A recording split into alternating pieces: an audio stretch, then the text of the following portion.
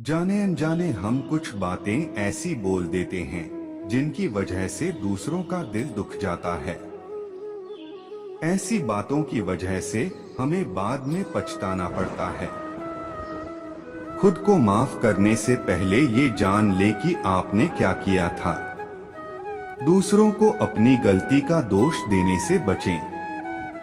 हमें सिर्फ खुद पर ध्यान केंद्रित करना चाहिए और अपनी गलती सुधारने के बारे में सोचना चाहिए।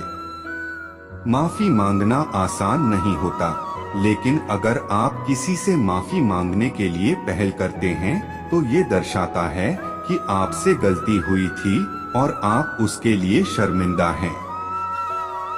इस तरह आप वैसी गलतियों को दोहराने से बच जाते हैं। कभी भी क्षमा मांगने में शर्म नहीं करनी चाहिए। इससे हमारा अहंकार खत्म होता है। कभी कभी हम खुद को अपनी गलतियों के लिए माफ नहीं कर पाते हैं।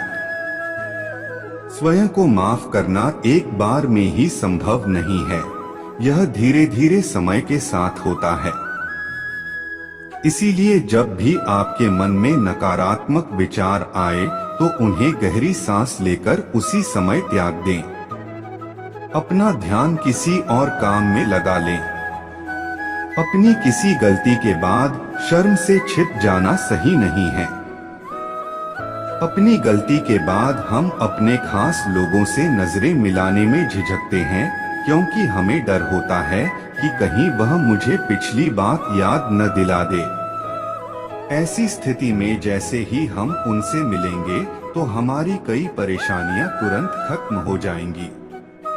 अपनी गलतियों के प्रति आभारी होना आपको बिल्कुल विचित्र लगेगा, खासकर वैसी गलतियां जिनसे आपको शर्मिंदगी महसूस हुई हो या दुख पहुंचा हो।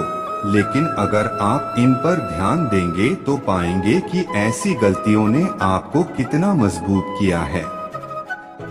आप ये देख पाएंगे कि इन्हीं गलतियों की वजह से ही आप अधिक बुद्धिमान, मजबूत और विचारशील हो गए हैं।